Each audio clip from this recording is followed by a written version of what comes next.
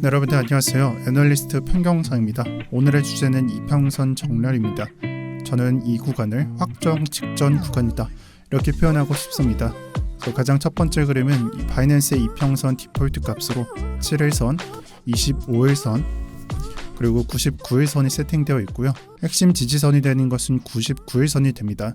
그래서 요즘 99일선을 보시는 분들이 많은 것 같은데 이 해당 구간은 3월에 큰 지지가 나왔던 구간이고 현재도 테스트 중에 있습니다. 이 단기선과 중기선이 데드크로스가 나고요. 하락세로 결정이 났는데 아직까지 장기선은 못 뚫는 그림이 나오고 있습니다. 이 구간이 핵심 지지선이기 때문에 올라가는 힘이 작용하고요. 그리고 상단에는 저항이 바로 위에 있어서 가격이 변동하기 직전이라고 볼 수가 있습니다.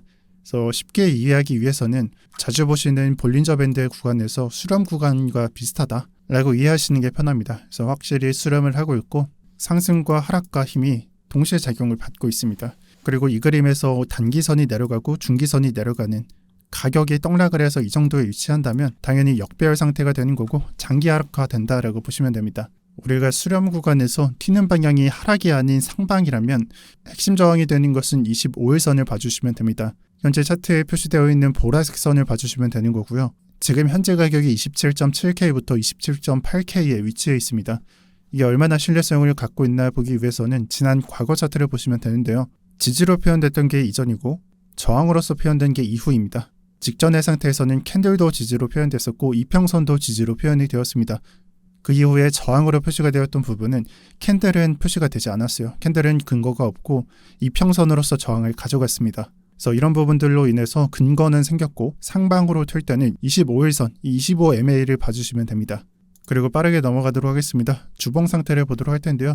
5일선과 20일선, 60일선입니다. 제가 주로 보는 이평선 값이죠. 2주 전에 20일선과 60일선에 골든크로스가 나왔고요. 그로부터 1주 뒤, 2주 뒤가 표시되어 있습니다. 자, 1주 뒤는요. 즉 지난주의 경우에는 상승세가 작용받는 구간이었고 상승이 나왔어야 하는 구간입니다. 하지만 결과치는 상승이라기보다는 하락에 가까웠고요. 1차 상승이라는 적절한 시기도 놓쳐버렸습니다.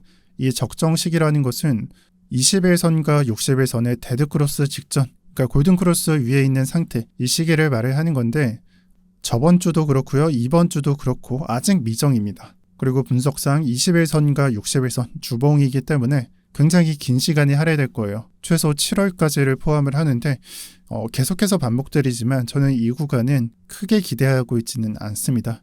또한 20일선과 60일선의 상태라기보다 우리가 골코를 분석했다면 5일선과 20일선이 만나는 구간도 7월 안쪽으로는 끝나니까 즉 데드크로스로 발전할 수 있는 시기가 7월 안으로 결정되니까 상승으로 크게 기대는 안 한다라고 말씀드릴게요. 그리고 마지막 내용이 되겠습니다. 지금 현재를 하락장이냐 아니냐 이 논제를 따진다면 저는 정확히 말하면 아직 하락장은 아니라고 보고 있습니다. 반대로 저는 하락장을 예견하고 미리 매도한 상태인 거죠. 그러면요. 본격적인 하락장 지표로서 어느 부분을 체크해야 되냐? 이건 도미넌스상 드러나게 될 것입니다. 우리가 비트코인을 투자할 때요. 여러 가지 들고 있죠. 비트코인과 알트코인들. 그런데 여기서 비트코인과 다르게 알트코인을 보유한다라는 것은 리스크 있는 암호화폐에 투자를 하면서 그 상품조차 보다 더 리스크를 짊어진다는 것을 의미합니다. 그러면요. 장이 흔들리고 위험해 보일 때는 투자자는 어떠한 선택을 할까요? 그렇게 되면은 알트코인에서 비트코인으로 바꾸거나 아니면 테더 쪽으로 옮기겠죠.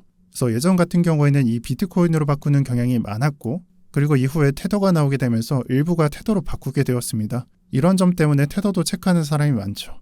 허나 변함이 없고 이 막을 수 없는 대세 하락장에서는요. 변동성을 낮추기 위해서 비트코인으로 바꾸는 사람이 많아지고요.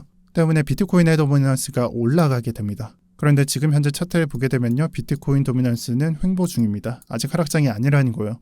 그래서 하락장이 된다면은 비트코인 가격은 당연히 하락을 할 것이고요. 장세로 인해서 도미넌스는 올라가게 될 겁니다. 이게 동시에 나온다는 거예요. 그래서 앞으로 하락장이라는 것을 확인하고 확정을 지으시려면요. 도미넌스를 주목하셔야 되고요. 이 지표를 꾸준히 보시는 걸 추천을 드릴게요. 가격이 내려가고 도미넌스가 올라간다. 굳이 비교를 안 해도 19년도 하락장을 한번 보시면 될 것 같습니다. 이 부분을 따로 꿀팁이라는 건 아니고 비트코인을 분석하는 데 있어서 근본적인 지표이기 때문에 알려드리는 겁니다. 하락이네 무조건 가격 하락하고 도미넌스 무조건 올라가는 게 아니에요. 하지만 마지막 구간에서 하락을 하는데 도미넌스는 올라가는 구간은 무조건 존재합니다. 상승이라는 필요침 속에서 도미넌스는 올라가고요. 내려갈 때 또 올라갑니다. 이런 걸 주목하세요. 제가 가끔 차트를 분석하고 영상에 댓글을 보다 보면은 야, 과거에도 이러한 점이 발견됐다고, 과거에도 도미넌스가 올라가면서 비트코인 하락하는 구간이 생겨나게 됐다고, 이런 구간을 분석하는 게 말이 되냐, 지금도 그렇다고 부정할 수가 있냐, 이런 식으로 비판하시는 분들이 꽤나 계시던데 제가 그분들 의견을 말리지는 않겠습니다. 제 투자 철학은요, 저는 표본이라는 것을 여러 가지 연구를 하고요, 또 검색해서 지켜보고 찾는 것도 일이죠. 이런 경우의 수들을 하나 둘 계산을 하면서 확률적으로 60대 40이다, 이 우세한 쪽으로 베팅을 하는 겁니다. 그리고 이러한 경험이 계속 쌓이다 보니까 단순한 감에 의지해서 전략을 취할 때도 많습니다. 단적으로 설명하면 믿음의 영역 같은 경우가 그랬죠. 그런데요, 제가 이 표본이라는 것과 경우의 수, 확률, 우세한 쪽을 말씀드렸는데 이러한 표본조차 연구를 하지 않는 사람이 있고요. 그리고 여기에 대해서 감에 의지만 하시는 분들이 있어요. 그런데 제가 말씀드리고 싶은 거는 의존할 수 없는 데이터가 없다면은 저는 분석이 아니다라고 봅니다. 그냥 멍청한 짓을 하고 있는 거다라고 생각을 해요. 그래서 말리진 않겠다라고 말씀드리는 겁니다. 그 결과는 제가 책임지지 않기 때문이죠. 네, 오늘 영상 여기까지고요. 제가 마지막으로 질문 하나만 드릴게요. 마이크 좋다라고 말씀해 주셨는데 제가 전 영상부터 이 마이크 세팅을 바꿨습니다. 근데 저는 듣는 입장을 잘 모르니까 어떻게 들리는지 모르겠습니다. 제가 전전 영상 그리고 세 번째 전 영상에서는 마이크가 너무 먹먹하고 울리는 것 같은 거예요. 그래서 변경을 했어요. 여기에 피드백 좀 주시면 감사하겠습니다. 이상하시면 댓글 달아주시면 감사하겠고요. 그리고 매일같이 브리핑 자료 받아가실 분들은 이렇게 오전, 오후 브리핑이 전달되는 수호방에 입장하시는 걸 추천드립니다. 제 영상 하단 설명란에 있는 더보기란을 클릭하시면 입장하실 수가 있습니다. 여기까지 하겠습니다. 시청 감사드립니다.